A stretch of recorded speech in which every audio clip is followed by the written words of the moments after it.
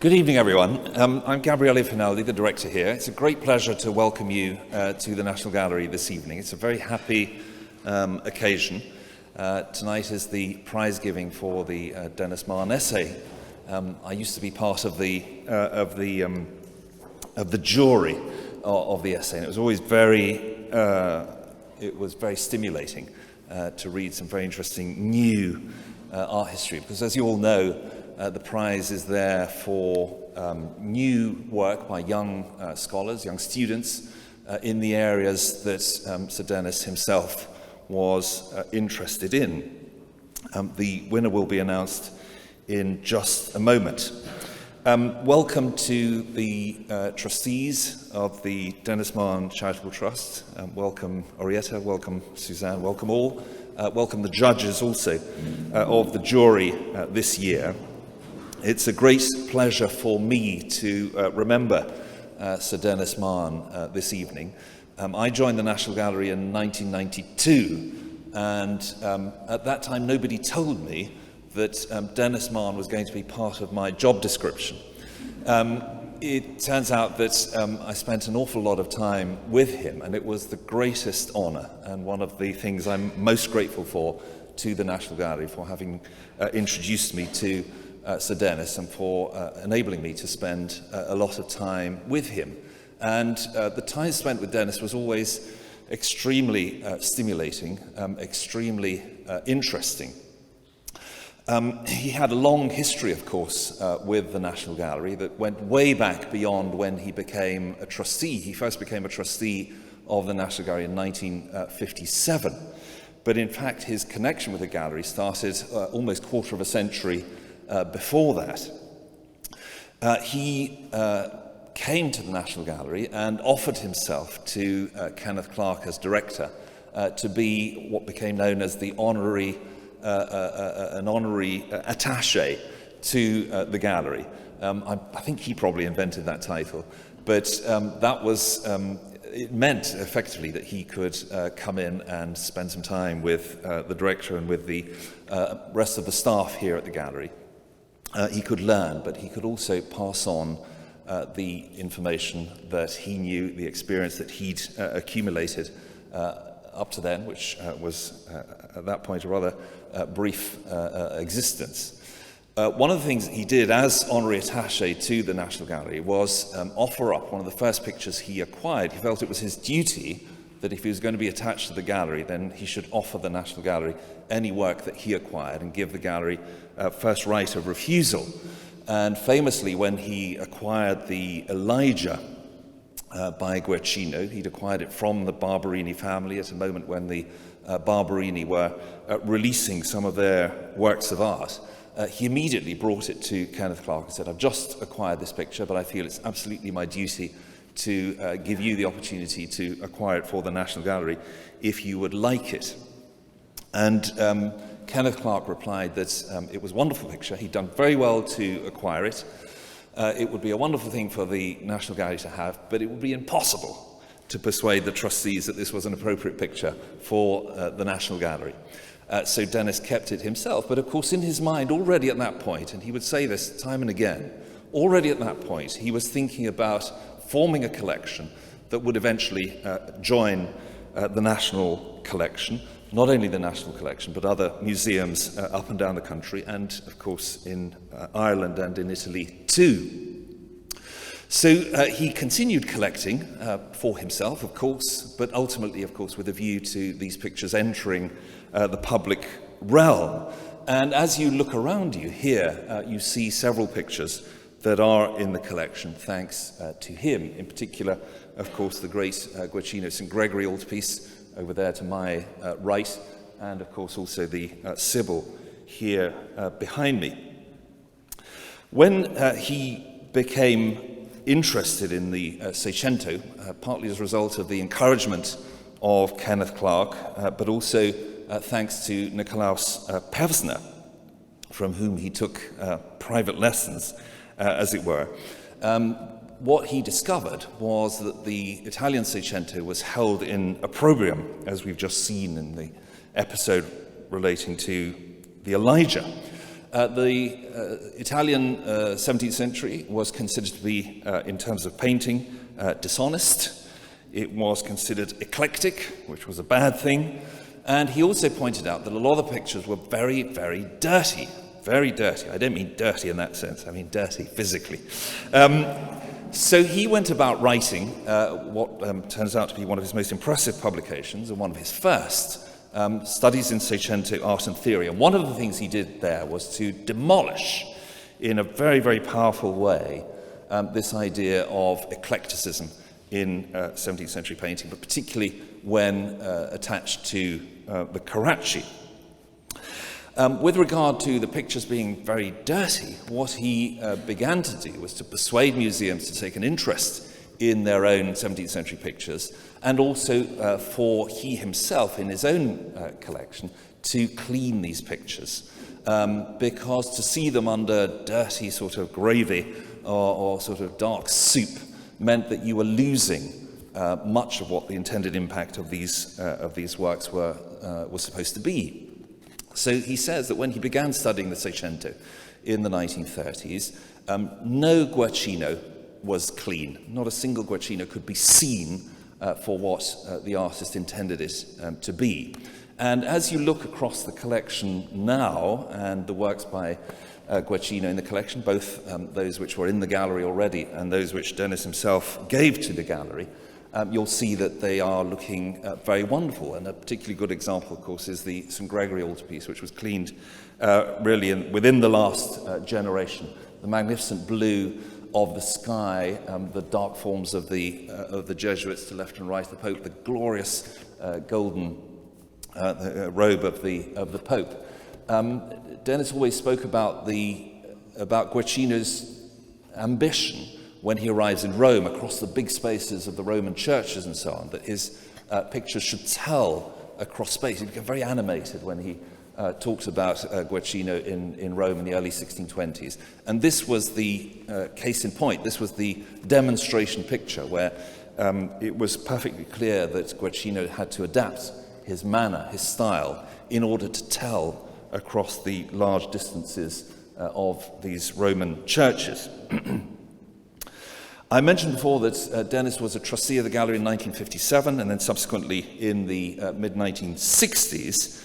And among the pictures that he was always very proud to have been acquired during his time as a trustee was a landscape by Isaias van der Velde, not something that you readily associate with Sir Denis, but then, of course, the late Caravaggio of the Salome with the head of John the Baptist. Now, there's a moral in that tale, and it's one that we're very conscious of, and we hope an episode like that won't quite be repeated. But famously, this was a picture that had been offered up to the National Gallery. Both the director and the curator responsible at that time for the Italian Seicento collection considered that it wasn't a picture that should be acquired for the National Collection. But Denis, in his bulldozing manner, and some of you may remember the way when he latched on to something or decided that a certain thing should happen, there was very little that would stand in his way. And with the help of Henry Moore, who was a trustee at the same time, between them, they managed to get the board to agree to purchase the picture against the advice of both the director and the curator. Can you believe that? It's rather amazing. But anyway, it turned out, of course, that this was a very, very important acquisition for the gallery. There had been some doubt over the attribution, but Denis, of course, was very, very clear that this was a major late work by Caravaggio, and it sits now with great honour in the Seicento gallery here. I'm delighted that we can honour Sir Denis's memory this evening, and we can honour his generosity, because his generosity is not only the pictures which we see around us here at the National Gallery, or indeed in several other museums up and down the country, but he, I think, brought a great energy to our activities here at the gallery. He was tremendously encouraging of the curators and of the conservation team. He was really an affirming presence in the gallery, and we owe him a very, very great deal. I was particularly happy that we discovered that there had been a gift which had been made to the gallery by the charitable trust, the Denis Mahon Charitable Trust, which we'd not found a way to properly use. So when I was presented with this fact, I proposed that we publish a book of National Gallery masterpieces, a nice large book with wonderful reproductions to make us very proud of our institution, and I'm delighted that that has happened. That will be the prize that will be handed over to our essay prize winner this evening. You'll be able to see that, and indeed, if you want to, you can acquire it at the end of the evening. I also wanted to thank Ronnie Gobin, who is the managing director of Thiesbald and Pièce Montée, who helped the National Gallery to produce the publication. It is a very fine piece of work, as you'll see in just a moment. Could I, at this point, hand over to Miss Orietta Benocchi-Adam, who's also been a very good friend of mine in the 1990s and a great supporter of our activities here at the Gallery. And it's a great pleasure to welcome you here this evening. Orietta.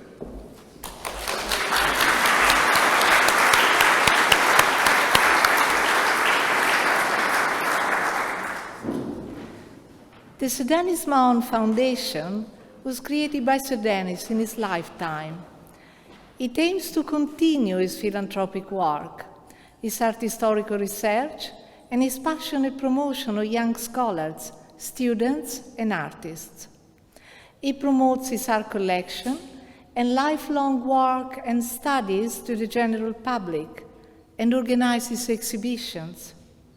This year, we were at the Festival of the Two Worlds in Spoleto with a version of our exhibition Visions and Visionaries, earlier shown at Guildhall Art Gallery in London. The Foundation supports museums and endows 2 annual prizes for young scholars and artists, the Sir Denis Mahon Essay Prize and a drawing prize at the Royal Drawing School, the Mahon Award. This year, we also began discussions with City and Guilds of London Art School to institute the Sir Denis Mahon Sculptural Project Grant, another initiative to honor his memory.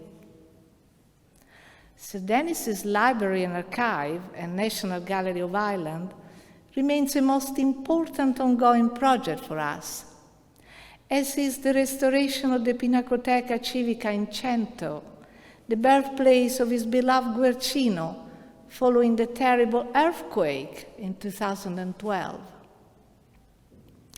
Tonight, we are here for the Sir Denis Mahon Essay Prize. This is an annual prize for young scholars to write on the periods of art that Sir Denis studied, or on subjects that he was interested in, with a presentational lecture of the winning essay at a renowned public institution. We are privileged to hold Sir Denis's Essay Prize at the National Gallery this year. And on behalf of the Foundation, I would like to thank the director, Gabriele Finaldi, and all his colleagues for having made it possible. I have vivid memories of Sir Denis's 100th birthday celebrations here in 2010, when together with Tash Alford, we organized a memorable party for him, and the image of his smiling face arriving at what he regarded his second home is still very fresh in our memory.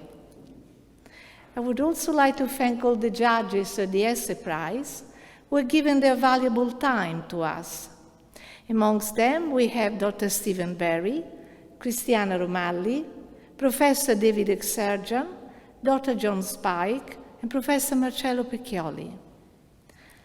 In particular, this year, we had the great pleasure of having Dr. Edward Payne as one of the judges. He was the first recipient of the Sir Denis Mahon Essay Prize in 2012, when he presented his winning essay, Hung, Drawn and Torture, Valence in Drawings by Guercino and Ribeira, at the Courtauld Institute of Art. It is very inspiring to young scholars to see that this year, Eddie is one of the judges, and we would like to congratulate him and thank him. I would now like to hand over to my co-trustee, Suzanne Marriott, who will introduce the winner of the 2019 Sir Denis Mahon Essay Prize. Thank you.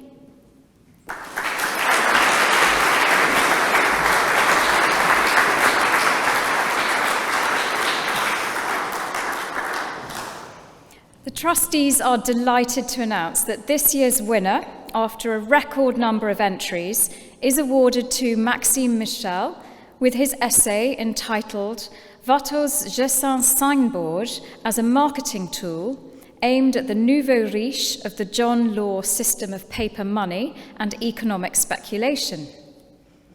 Two of the judges have commented as follows: Watteau's painting of Gessin's sign is numbered amongst his masterpieces and, as such, has attracted a vast literature.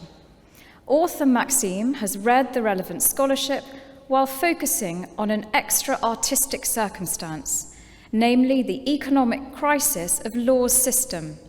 Well written and skillfully organised, this essay deserves a high ranking in this year's excellent class of candidates for the Mahon Prize. The scholar successfully demonstrates that paintings, drawing, and works of art were serving different purposes already in those days and provided a marketing and communication tool of great importance. Maxime has studied history of art at the Courtauld and the Sorbonne, and studied law and economics in France, and has worked in China and France. He is currently working on a start-up art project and continues to study law. Please welcome Maxime Michel.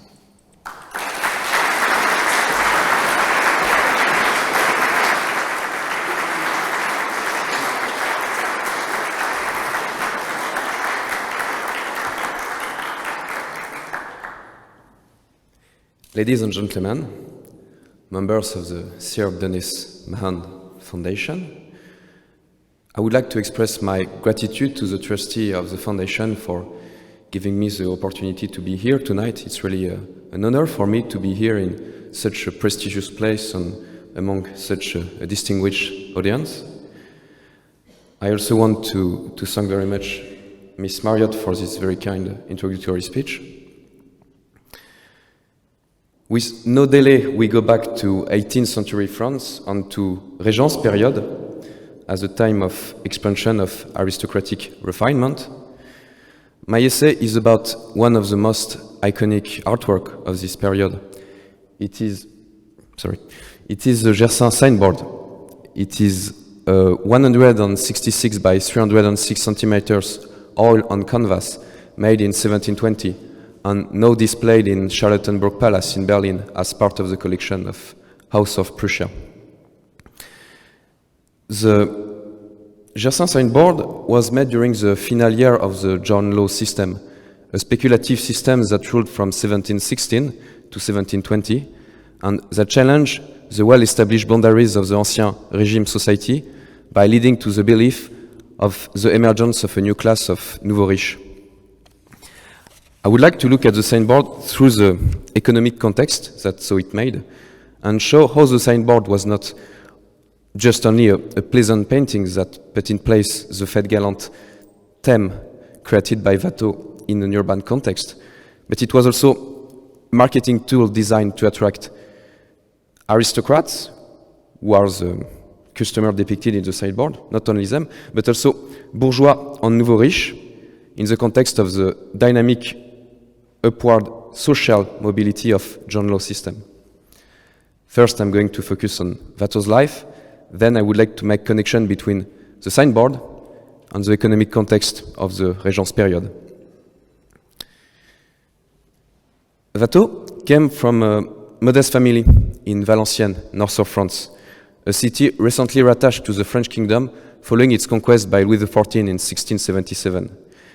He soon showed an interest in drawing that led him to be the apprentice of a famous local painter, before he eventually went to Paris alone to pursue his formation while he was 18 years old.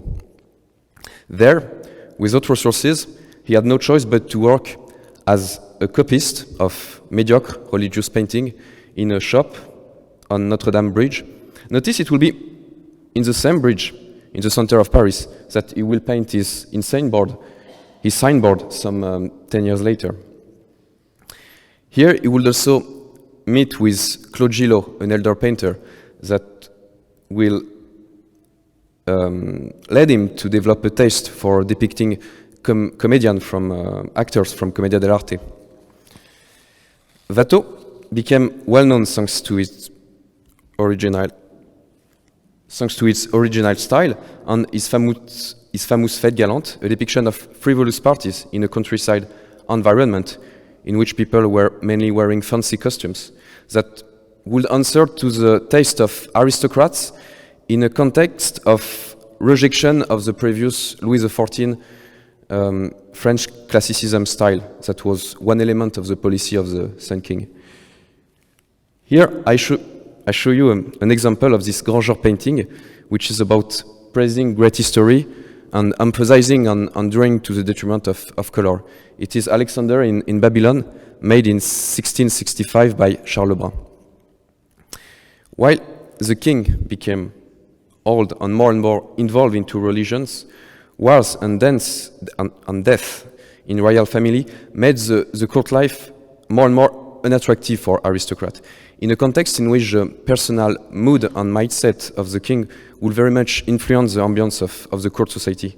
Consequently, a lot of aristocrats choose to leave Versailles to go back either on their lands in countryside or in Paris, that saw the multiplication of urban palaces, hôtels particuliers, and the emergence of aristocratic pleasure associated to an urban context. Watteau paintings, with their gracious figures and implicit sexual connotation, will be symptomatic of this society that became aware of a pleasure that could be pursued for itself, without being afraid of any moral consequences. And this fact can actually be supported by looking at the signboard.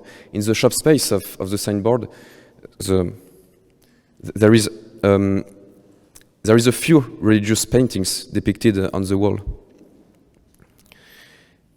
Year after year, the recognition of Watteau would increase, leading him to extend his network among the high bourgeois and aristocratic circles that would be his patrons.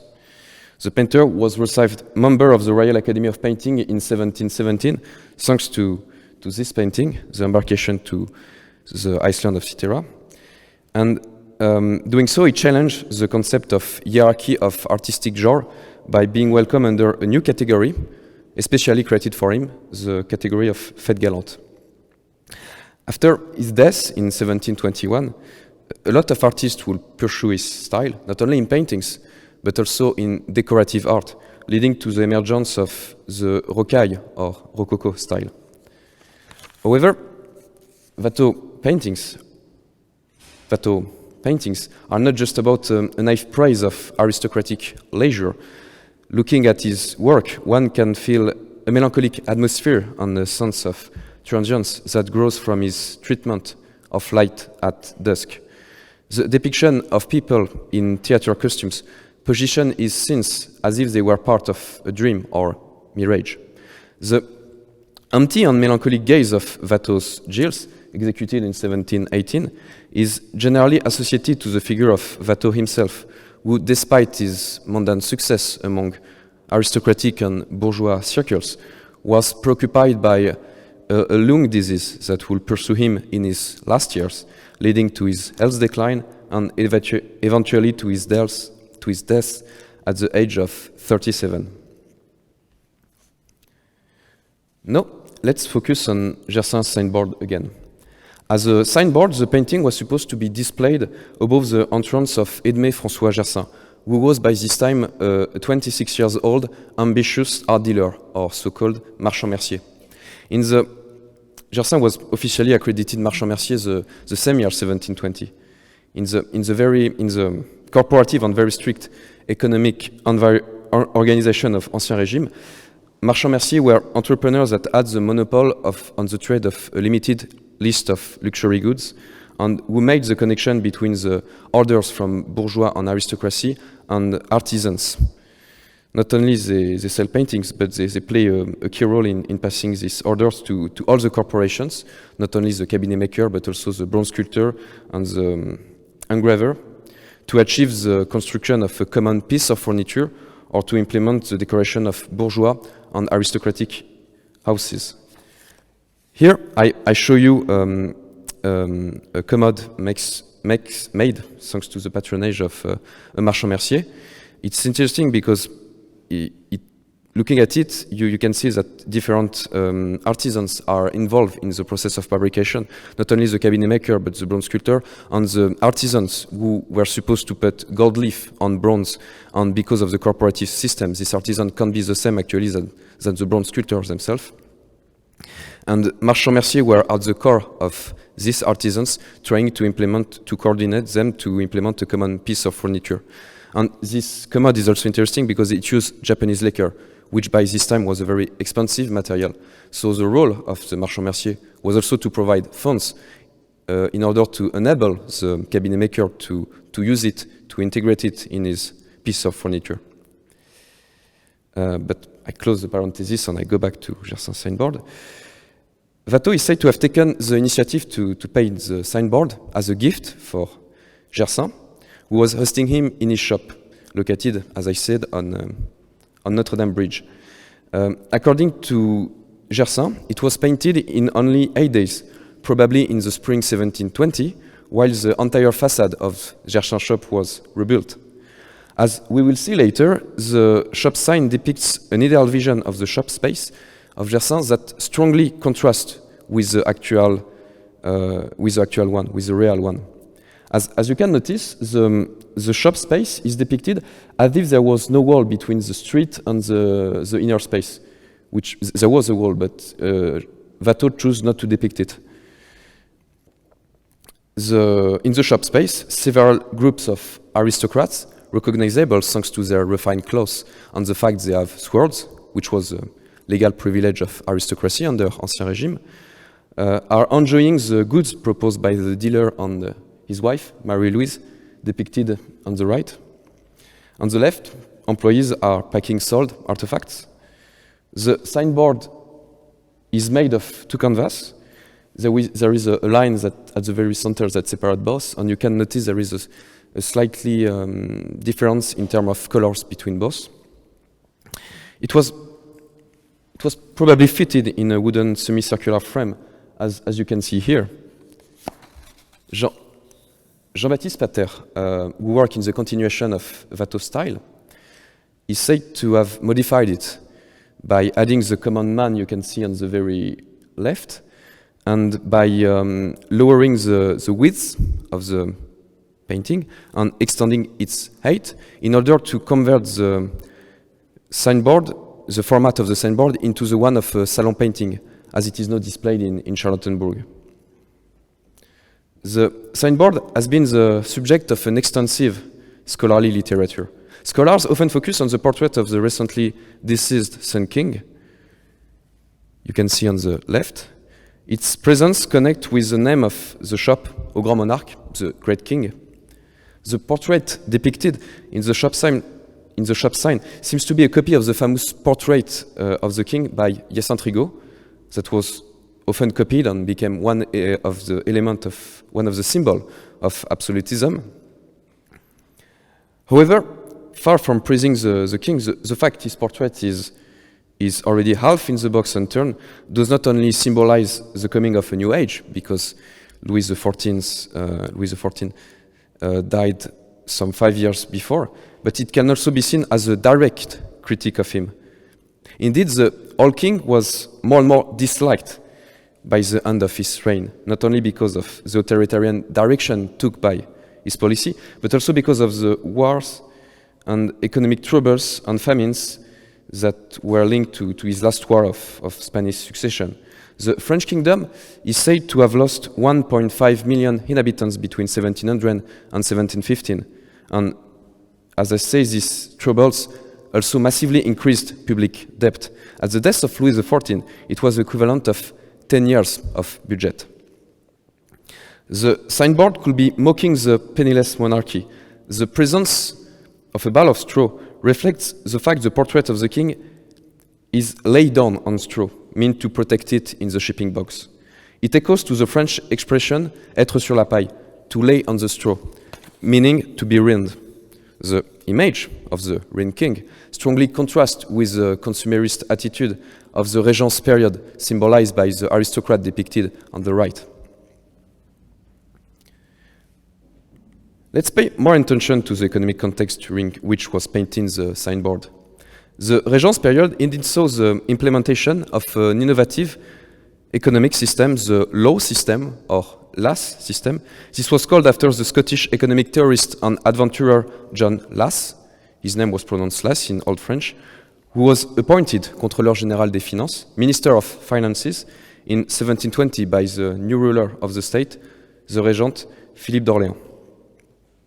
As a way to stimulate investment and trade and finance French colonial expansion in Louisiana, Lass created a new bank in 1716, Banque Générale, that will become Banque Royale in 1718, and he created a paper currency that was theoretically free convertible into metal cash at a fixed rate, and which had a huge success. The bank later merged with Compagnie des Indes, a company that was not only in charge of the colonial trade but also of tax collection, and they merged in 1720. So at the end, John Law was not only the manager of a bank, but he was also in charge of tax collection, and he was also managing the colonial trade, plus he was the Minister of Finance. And all these companies merged into one single, we know under the name of the system. The last system had a massive social and economic impact. Soon, Quincampoix Street, the headquarters of Banque Générale, became the meeting point of a large number of people from various walks of life, coming from all over Europe. The population of Paris grew by 1/3 while the system was ruling, and between 12 and 50% of French households were said to have deposits in Banque Générale. So here I show you a Dutch print made in the summer 1720, just after the collapse of last system. It actually turns into derision the system, and it's interesting because you can see it's a theater stage. Two actors from Commedia dell'arte are opening curtains to show a theater stage on which a theater play is happening, which is nothing other than the speculation itself happening in Quincampoix Street by this time. And you can see there is a client of the bank who is fed by the bankers with gold coins, and through the digestion process of the clients, the gold coins are turned into paper money. And all the traders are gathered around the back of the client to try to grab some paper money. As a symbol of this mass hysteria, John Law himself was said to have, on the 25th of November 1719, so exactly 300 years ago, day for day, threw coins on people from the windows of Banque Royale for his own entertainment. Painted at the climax of the last system, the signboard could testify of the actual consumerist expansion of this period and is apart from the Fête Galante in a countryside environment theme developed by the dreamer painter. The signboard can actually be seen as a symbol of the virtue of trade and purchasing in the context of the last system. Watteau had a particular connection with a certain group of interest that gathers bourgeois and aristocrats very much involved in the success of the system, not only because of their investment in colonial trade, but also because of their genuine trust in the system and in its social benefits. Taking the example of the industrialist Jean Julien and the banker Pierre Crozat, a lot of Watteau sponsors were also part of this group of interest, and Watteau himself invested part of his money in the last system, which was saved thanks to the advice given to him by Julien. Together with the Regent, this group of interest used Nouveau Mercure, the most widely read newspaper in the kingdom by this time, as well as etchings, plays, poems, to praise consumerism as a new form of virtue and invite people to spend.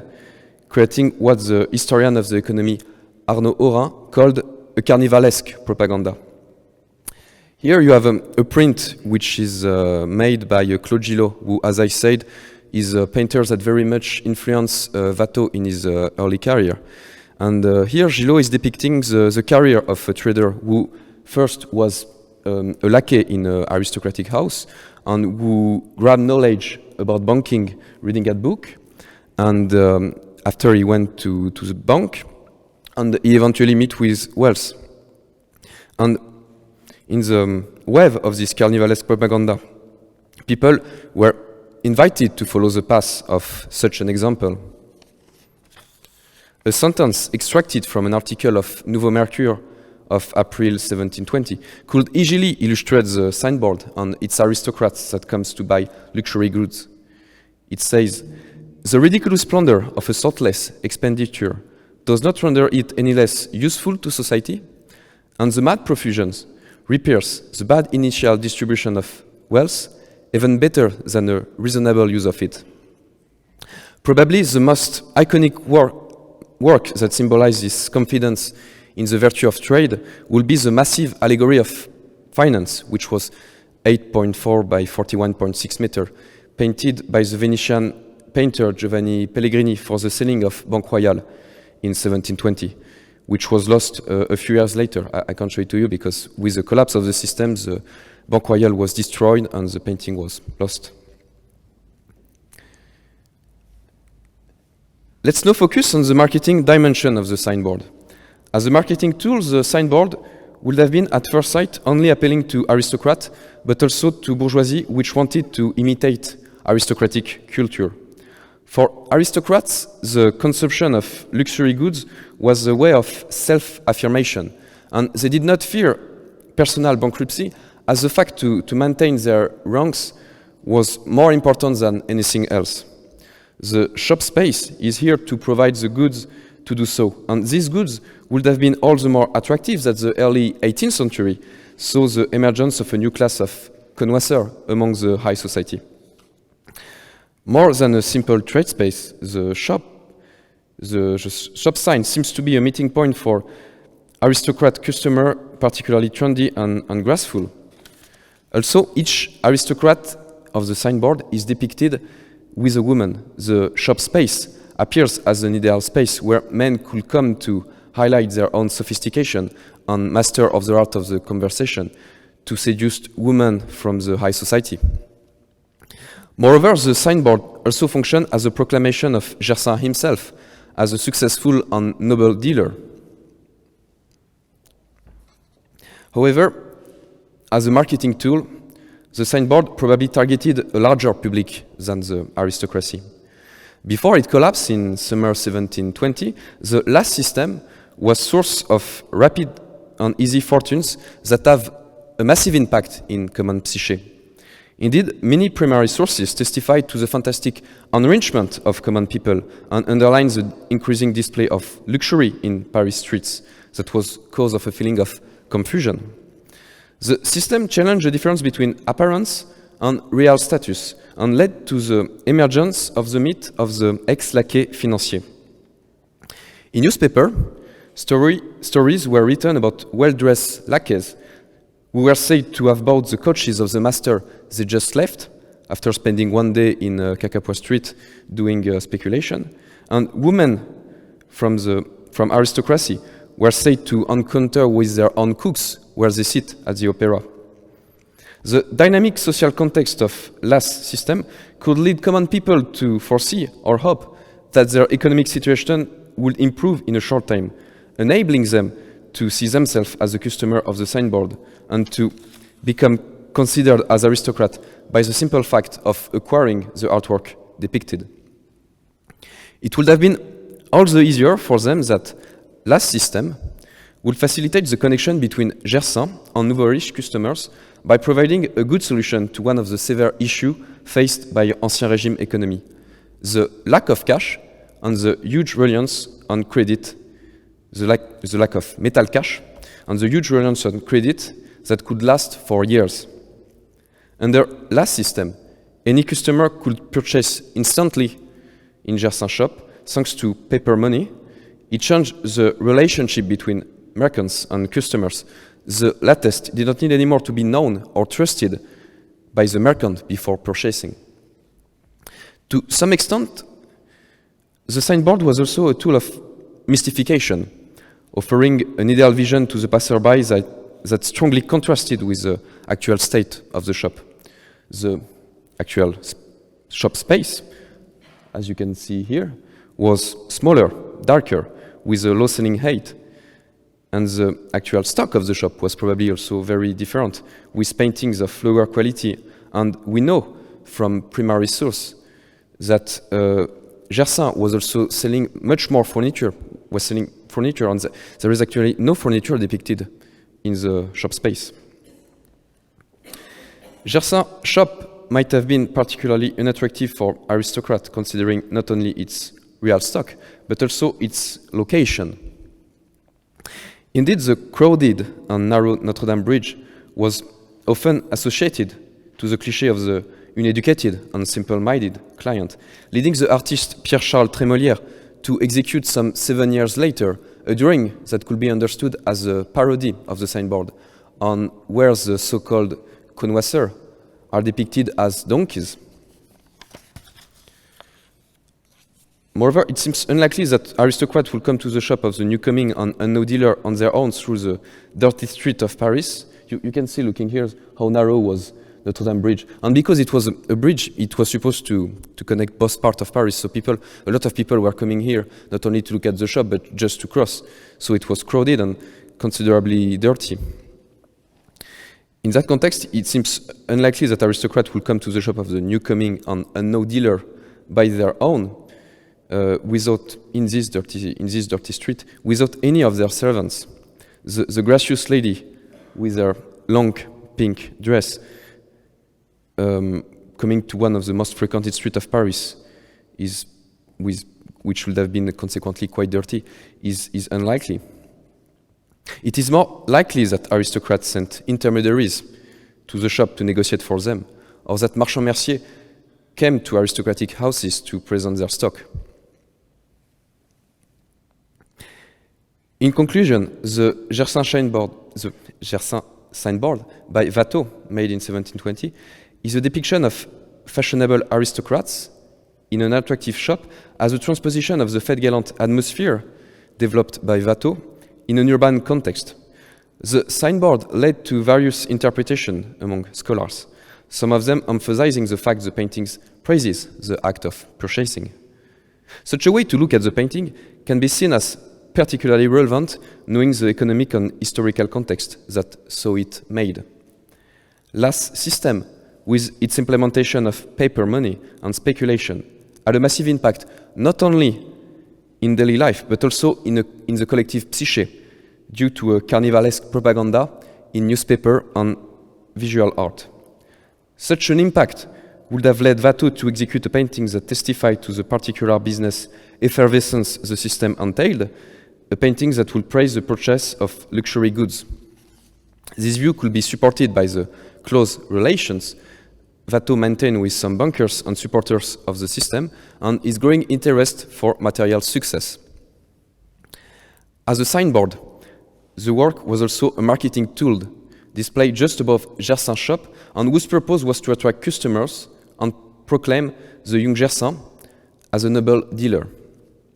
Considering the location of the shop and the social shifts linked to last system, with the rise of new fortunes and the challenge of social barriers and appearances, the signboard was probably, and paradoxically, displayed to be seen by and to attract non-aristocratic classes. The bourgeoisie and the unrich commoners were particularly concerned. It was for them the promise that they could become the fashionable aristocrat depicted in the signboard by mimicking their taste and manners, and by going to the Gersaint recently opened shop to purchase artworks. Such a message could be interpreted as a crude attempt, as the contrast between the idealized shop and the real one was obvious to any passerby. Thank you very much.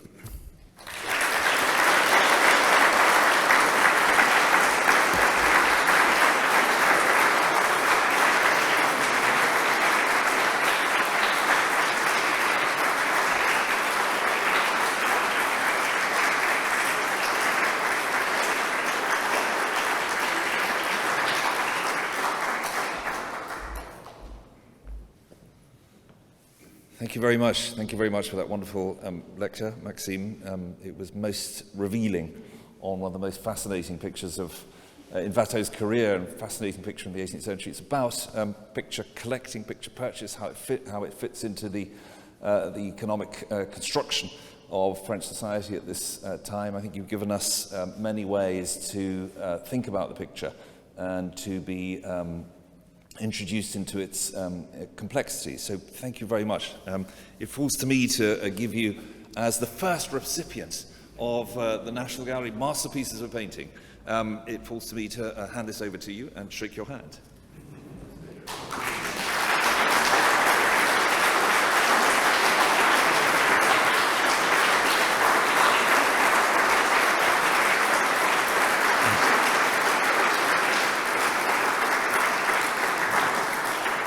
All of us in the room wish you the very, very best in your future career. I think there's a great future career ahead of you. Please all stay on to celebrate the Denis Mahon prize giving. Please stay on, come through to the Barry Rooms here to my left, stay on for supper and for conversation. Welcome all to the National Gallery. Please have a wonderful evening here tonight. Thank you.